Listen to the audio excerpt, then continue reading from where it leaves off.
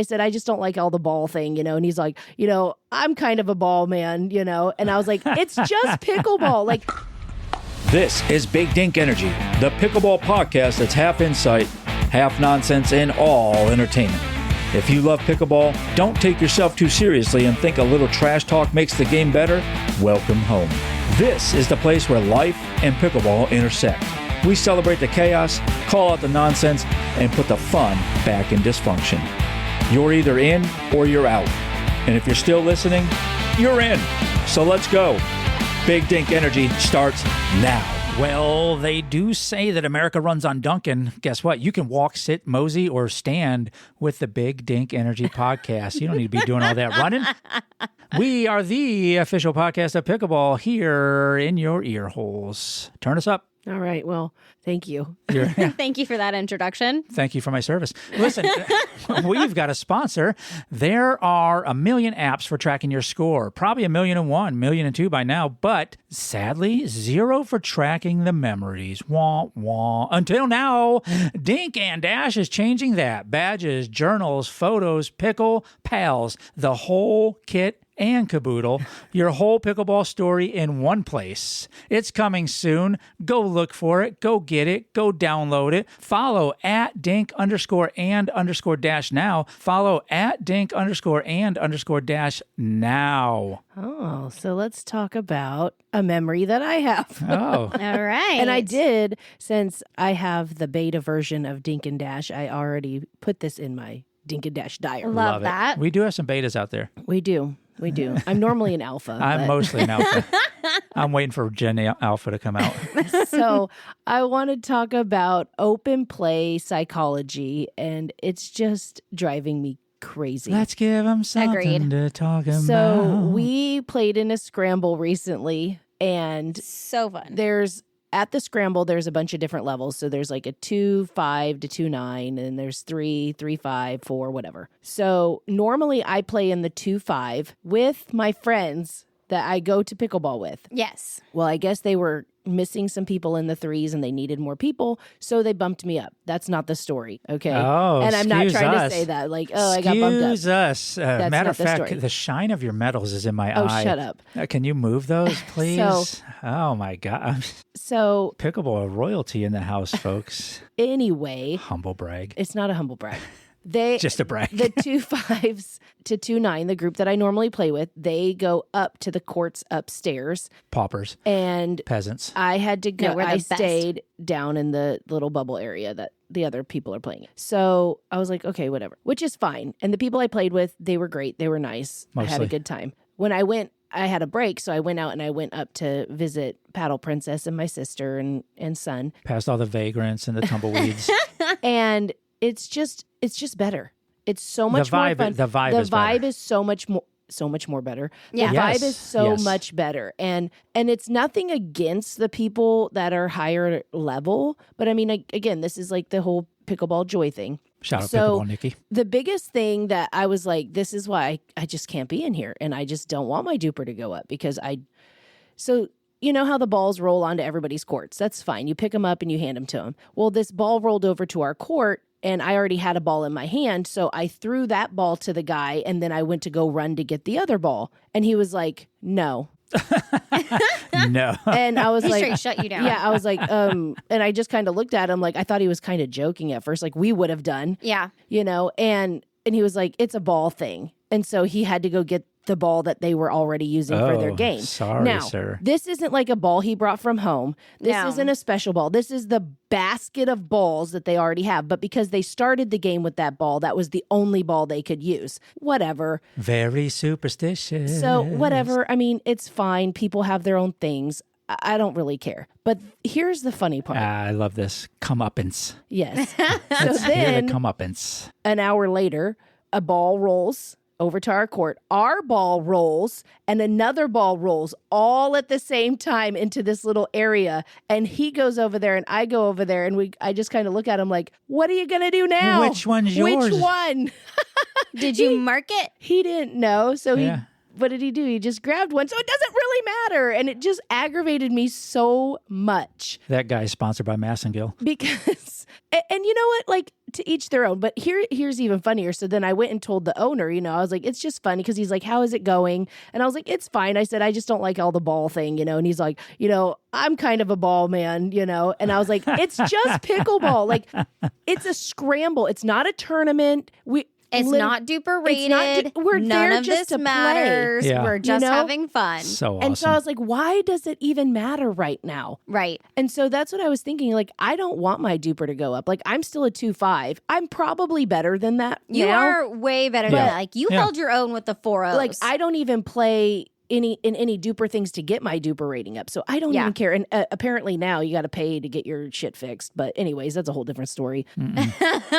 So I was just thinking to myself, like, I don't want to be like that. Like, I love playing up because I love being challenged. Right. But, I like to have my own little personal tantrums where I like da-da-da and bounce around and joke and laugh and, and they're just so damn serious that I'm like, it is just not fun. I did not come here to have my cortisol raised. Yeah. Yeah. What are there scouts on the sideline here, dude? Calm down. I don't know, but I just was like, I just want to play with my friends. No, I totally get it. Like when we went to open play last Friday and there was that lady there who was obviously higher level than I was and the other two people. And she just kept getting so irritated with me. And I'm like, and it makes me like go into a shell and kind of shut down. Not anymore. Like, I don't want to play with you anymore because you literally just take all the joy out of it. You vampire sucker. Like, Yeah. I don't want to do it. I don't know. It was a different experience to me because the vibe, the tension, the atmosphere, the aura, like whatever you want to call it down there is so just, I don't know, thick. Yeah. I don't know how to say it, but I was just like, come on. Like, honestly, in my head, he was like, it's a ball thing. And I was like, it's a douche thing. Yeah. And I just was like, I can't eat with you right now. Totally get it. Yeah, I don't ever want to take it that seriously for sure. Of course I don't. I show up in swim shorts, you know what I mean? Right. I mean, I a don't tournament, care. I get it. Like, it's a little bit higher level and, you're paying to be there or whatever, Or if you're in a 4-5, 5-0 tournament, whatever, take it serious. I don't care. But we are talking about a Tuesday night scramble at 6:30. Yeah. Like, come on, folks. Yeah. We It's do not that serious. We do not. Like, we should be focusing on just having a good time, being away from our families and kids and just being ourselves and having a good time and laughing and joking. And I did not. I just wanted to go upstairs. No, we missed you. Yeah.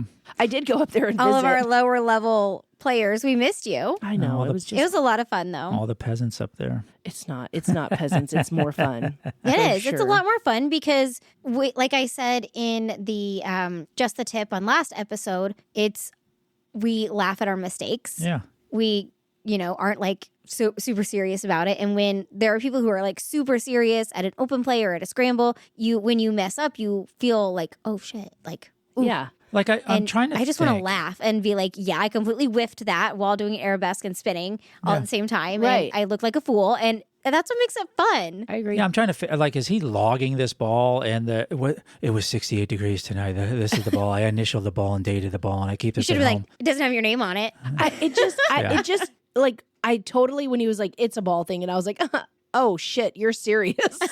Like, I was like, I know my face showed it. That's yeah. that's I could my tell. opportunity. That then is my opportunity to whack it across the court even further. I was just- Well, your ball's over there now. Just like, Have fun. I was like, I'm over you right now. Yeah. Exactly. Please don't be too serious out there in the courts. I get it. If you're in a tournament, you're trying to win. That's your drive. That's your motivation. But do not take pickleball too seriously. It's a fun sport, and we need to keep the fun in it. Go check out Pickleball Dickie for some of that stuff, too. And I think that when people take it too seriously, they turn off lower level players. Yeah, for sure. Because people are like, oh, well, it literally makes them like retreat and not want to come back. And I think that everybody should just be there for fun and encourage each other. You can still be good Oh, absolutely. and have fun. Yeah, Easy. absolutely. And be kind and not be, like you said, a douche. Exactly. Like, Yeah. just be kind and have fun. What is that scent you're wearing? Vinegar and water? Like, did you label your ball Vagisil? I was over it. Anyway. It's a nice summer's eve out here. We didn't say any names. No. No, we're good. We're good. So be honest, are you ball guy? Are you one of those guys that are ball guy or gal? Let us know. Get up in our webpage, as a matter of fact. Go check out the new redesign of our webpage, bdepodcast.com, bdepodcast.com. Let us know. Oh, yeah, fan mail. We love fan mail. Keeps us going, honestly, other than the coffee and the wine and all that kind of stuff. This from Greg Mather and the team over at Arizona Pickleball Players League. He said, we're incredibly grateful for the opportunity to continue to spread the word about our team-based leagues. Thank you for taking the time to speak with us. And so this goes out to them. Thank you all for those kind words. And to you all, if you have something you want to share on the bdepodcast.com, don't think it's too small. Don't think it's too big. We'll let you know if it sucks or not, and you can be on the podcast. bdepodcast.com if you want to come on, and bdepodcast.com if you want to send some fan mail. We may read it on the air. Just the tip. Quick pickleball wisdom, in and out before you know it. So open play is not Squid Games. No one's getting eliminated. There's no cash prize. You don't get a medal for surviving the round. It's 4 people and a plastic ball. So you win. Cool. If you lose, you're still rotating in. Relax your shoulders, laugh a little bit, and remember why we play pickleball. Just the tip. It's time for Pickle Pals. Listen, what if I told you there's a place where gang members who were sworn enemies are now playing doubles together? Yeah, you'd lean in, and you should, to this part of the podcast, laughing and tapping paddles at the net, where disciplinary issues have dropped because inmates have themselves kept their good pickleball privileges. There's a warden at a 170-year-old maximum security prison, played for the first time in history. Yeah, we're going to talk about all that with tonight's guest. Made all that happen. He's a retired banker who's taught pickleball to over 4,000 inmates in some of America's toughest prisons. From Seattle, Washington, Roger Belair, founder of Pickle PICL and the subject of an upcoming documentary called Pickleball in Prison. Roger, thanks so much for being on with us. Hey, it's great to be here today. I'm really looking forward to the interview. Now, I did my research ahead of time, and I found this very interesting. So you're kind of a husband like me who sits with his wife sometimes, you watch a show, and you see something, and you comment on it, and you get a and that's it, right? And the could mean a bunch of different things, can mean 100 different things to us. A lot of times I hear, especially if it's a good idea for me, I'm like, okay, she meant go with it, right? Go spend all the money. Maybe she might go with it. Yeah. I can relate to that a lot. So you were watching 60 Minutes. You saw inmates at Cook County Jail sitting around bored. You said to your wife, they should be playing pickleball. Well, who shouldn't, right? Most people probably would have changed the channel, but you didn't. You decided to do something about it. Tell us about that. Yeah, well, first of all, Cook County Jail's in Chicago. A lot of people don't recognize the name. And they're just sitting around playing cards. So I said to her, I'm going to write them a letter, the sheriff back there, bring all the equipment and teach them pickleball. She said, don't be disappointed if you don't get a response. Sure. But here's what's got a cute story. He'd never heard of pickleball, puts a letter on the side of his desk. That night, mentioned to his family, got a letter, something about balls and pickle. 8-year-old daughter says, Dad, I'll tell you about pickleball. Nice. Yeah. Well, so what was the timeline from that, you sending the letter, him picking up the letter and figuring out what pickleball was, to you actually doing something? Oh, about 3 months, probably. Wow. Well, okay. We're dealing with bureaucracies. Yeah. Well, I was going to say a lot longer. I was going to suggest maybe 6 months, but man, that's fantastic that the warden was so open to it. I think wardens get a bad rap because of movies, kind of like a lot of professions, right? Sure. So that's good that he was up to it. And so then how did it go down? How did you get into the prison? How did you decide what you were going to bring? And, just kind of walk us through that. Well, of course, they sent me clearance and I lined up the equipment, sent it ahead of time. Arrived at the prison, looked up and said maximum security. And I don't know if you've ever seen Cook County Jail in Chicago, but it is like 70 acres worth. That's the size. Yeah. And go through clearance, and all of a sudden I'm standing in front of 25 guys who've been charged with murder or attempted murder. What goes through your head in that situation? Is it like a oh crap moment, or is it like a I hope they like this moment? Give me that mentality. Yeah. Well, first of all, I look around and it's, what the hell am I doing? None of them had ever heard of pickleball, and so they wouldn't make eye contact. They weren't interested. I didn't know what was going to happen. Maybe that night I'd be on my way back to Seattle. not knowing what to do. I said, well, let's hit the courts. And then so there's got to be a little fear and trepidation that comes in also, where you say, all right, let's put some weapons in these guys' hands. Yeah, I guess that thought didn't go through my mind, but we were not connected. I came from a professional speaking background, so I'm used to standing up in front of people, but you can't even make eye contact. You got an uphill battle, but the magic's in the game.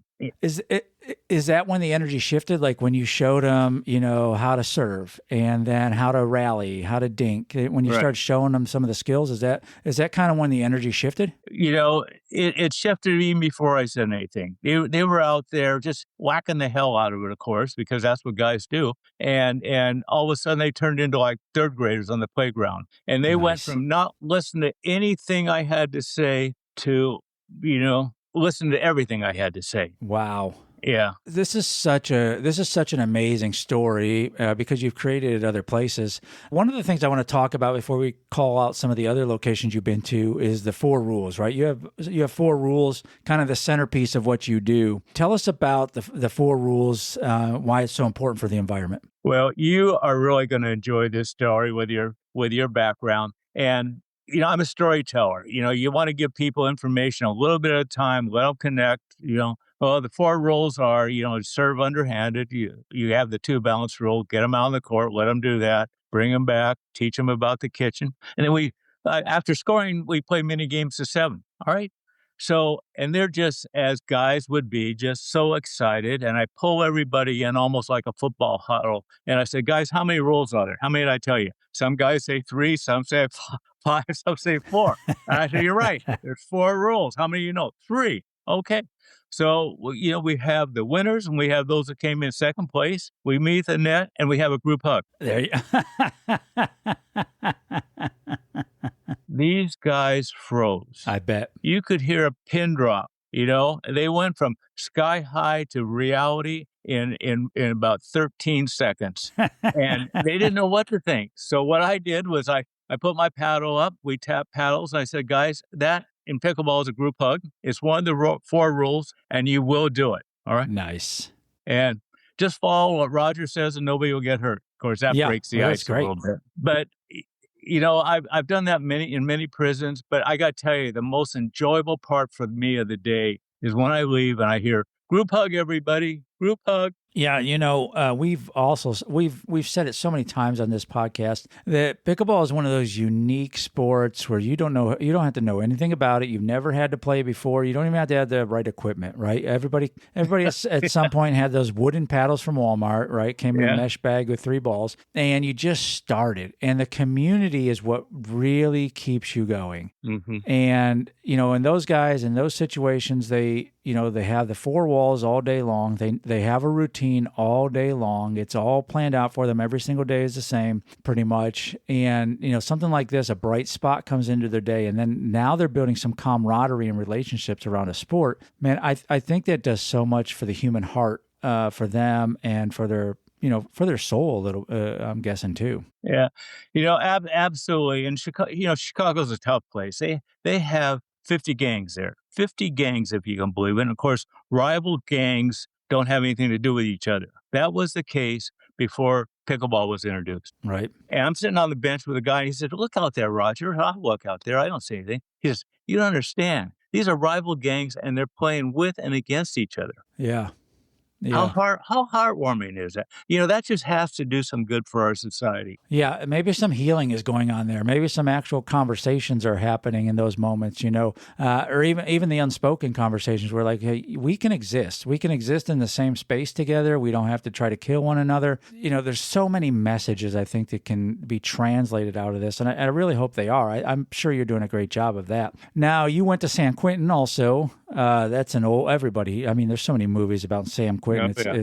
It's not even funny. It's been around for over 170 years. Warden showed up with a headband on, greeted you, ready to play. Never played before. Is that right? Yeah. Well, the Chicago story ended up on the front page of USA Today. Front page, and publicity moves the needle. So I ended up like in places like New York at Cook County Jail, which of course you're familiar with. Yep. San Quentin reached out to me, and what's ideal is if I can get the staff involved with the incarcerated on the court. Yeah. I asked that in the San Quentin to the person who I was working with. He said, "We've been around for 170 years. There's no way that's going to happen." He's never played on the court. I show up. It's like a press conference. There's microphones being put in my face as I walk through the gates, work my way to the court. This guy has a headband on. It's the warden. That is amazing. And there's no better way to lead from the front to be out there like that, to show not only the inmates, right, the incarcerated, but also to show his staff, hey, these people are people. They happen to be here and under our care and control, but they're people too. And so today we're going to act like everybody is a person. Absolutely. And what happened is the corrections officer saw him on the court. They said, well, we can play too, Yeah. So here they are in full uniform. There's a podcast out of San Quentin called Uncuffed. And they said in that podcast, and your people can find it online, perhaps that's the day that changed the culture of San Quentin. Maybe it is. I'd like to think it is for sure. I mean, what other things have? I mean, people escaping and all those kind of things, or something that brought everybody at that space together around a combined mission and goal. Yeah. Well, the warden later told me, we become friends. He said, Roger, I recently retired, but the day you were at San Quentin, that's one of the 5 highlights of my career. That's amazing. He's so excited about the benefits of bringing people together. He even built 4 courts outside the walls so the staff can play before and after work. Wow. That's just great for the health of his staff, getting to decompress, getting a little physical activity in before work. That's fantastic. Yeah, you understand. You got it. Yeah, that guy is he sounds like a great leader. Yeah, he's terrific. So, you've taught over 4,000 inmates by this point. Is there any one story that just rises to the top where you're like, man, this really impacted me. This stays with me forever. This is the story, that it kind of tells people who I am. Well, you mentioned 4,000. I've taught 4,000 people, but they all haven't been in prison. Okay. All right. Yeah. So there's a distinction. Most of them are, frankly, are on the outside. I guess, there's some may be on the inside now, though. Yeah. What do I have? Do I have one story that encapsulates it? I guess probably I received so many letters from people that said, pickleball has helped change my life. I don't know how to put it into words, because it gives me something to look forward to. It gives me hope about looking to the future, about making friends, about looking forward to getting out and have a different life than I have in the past. And so that's a generality. But, when I get letters like that, it really moves me. Yeah, for sure. It tells you you're on the right path, for sure. Yeah. So Pickleball for Incarcerated Communities League, 76 facilities or more now, right, across 16 states? Yeah, let me tell you what happened. People kept coming to me and said, this is terrific what you do. I want to get involved. Will you tell me what to do? And I say, of course, I love to tell people what to do. Sometimes I like to tell people where to go. Okay. So I would act as a mentor. I say, well, we've got to identify the prison, which is close to you. Let's write the warden. We don't want to call because we'll get stopped by somebody. Right. But and give them a package of information and say, I'm going to work as your mentor. All right. So we had 1, then 5 people, and then we decided to form a nonprofit. And right now, what we are is we're in 79 different prisons in 24 states, and there's about 150 people, volunteers, doing exactly what I do. Wow. Well, with that kind of machine going, there's no end in sight, I'm sure. And there's no end in sight for prisons and the people that are in prisons either. Unfortunately or fortunately, however you land on that coin. Let's talk a little bit about the documentary though, right? Pickleball in Prison. And what the tagline is, more pickleball equals less crime. And I bet you there's some correlation or even causation there. Tell us a little bit about that. Well, let's see. 3 years ago, I did a tour of Florida. They contacted me and said, we'd like you to go into several different prisons. I was shadowed by a reporter from the Washington Post who wrote an excellent article, and people can find it online. After that came out, I was approached by a couple of different producers about doing a documentary. All right. And I agreed to do Daniel Ostroff in Hollywood, signed up with him. We've been in probably about a dozen different prisons. He's got all this footage. He's putting together the documentary. And I'm not sure exactly when it will come out. We're still filming, but okay. What it's going to do is create lot of exposure to what we're doing and how it's working. And I can't wait for it to come out, of course. Yeah, absolutely. Us too. We're gonna be looking forward to that one. So 5 years from now, what's going on with you? What's going on with Roger, and what's going on with Pickle? Well, we're just going to continue to grow. The number one sport on the inside right now has been basketball. Mm-hmm. Because most of the kids grew up with it, right? But as you can imagine, basketball is a real contact sport on the inside. There's so many injuries that some prisons want to ban it. They say because of the number of injuries. Yeah, for sure. By comparison, pickleball is something that everybody can learn in an hour or two. Practically everybody can play. They don't have the injury problems that they do in basketball. And it's going to be the number one sport, I'm told, in prisons. I've been told that by more than one warden. So it's just a matter of growing the process. But look at what the good it's doing for those individuals. Oh, yeah. The disciplinary problems are down right now because if guys get into trouble on the inside, they can't play. Right. They want to play. Yeah. So, you're getting better results with a carrot rather than a stick. Oh, for sure. For sure. How anybody that wants to get involved with this or know more about it, where are they going to go? How can they connect with you and Pickle and everything you're doing? Yeah, well, Google Pickle, which is PICLEAGUE.org, or please send me an email. My email is BELAIRR@gmail. And I'd be happy to talk to anybody. I spend a fair amount of time every day, answering questions, helping people get on the inside. Well, Roger, no doubt the rate of recidivism is going down because of what you're doing. The people that are impacted in our world is going up because of what you're doing. You're impacting hearts and minds, and you're helping people get out of difficult situations, at least for, that 15, 20-minute time frame at a time when they're playing. So thank you so much for everything you're doing, and thank you for being on the Big Dink Energy Podcast. This has been great.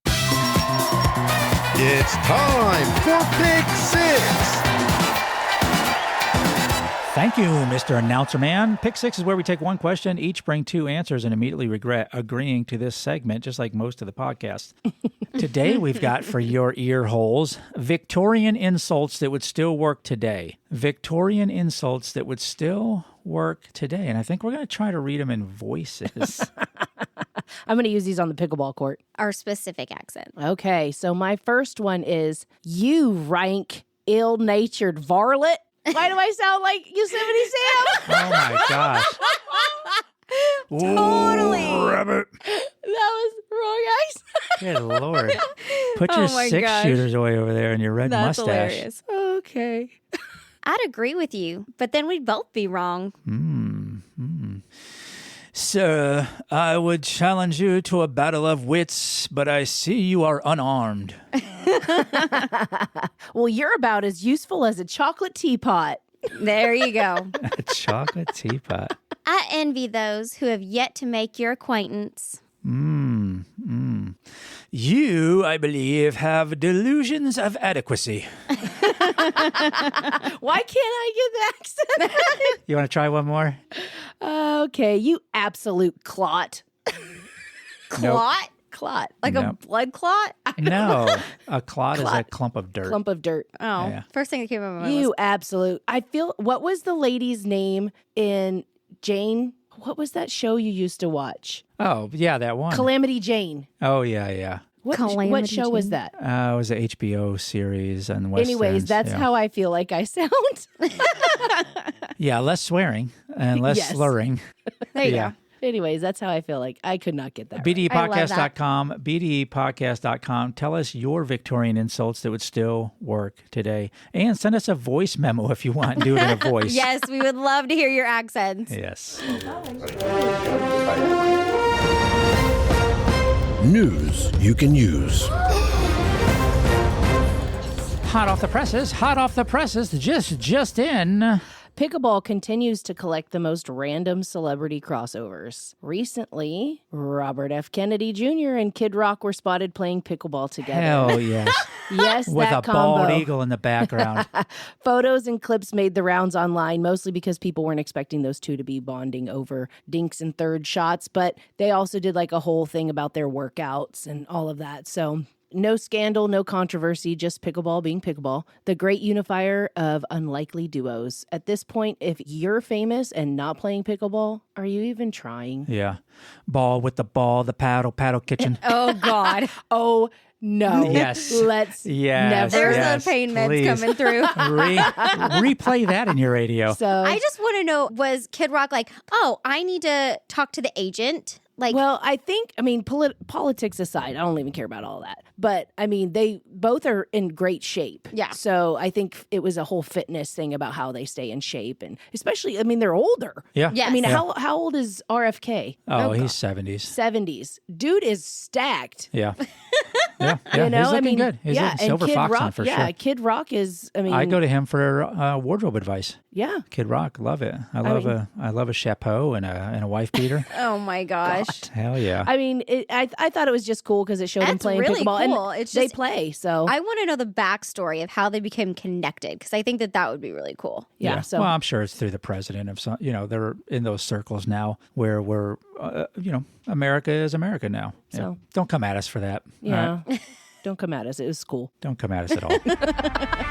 That's it for this episode. Unless you've got something to say, think we got it wrong, have a better take, we want to hear it. Find us at bdepodcast.com or at BDE Podcast on the socials. Drop us a message. We might just feature you in the next episode. If you had a good time, well, samesies. If not, maybe try again. We grow on people. So you know the deal. Follow the show, tell a friend, and leave us a review. Or just pretend this never happened. Until next time, keep the dink soft and the energy big.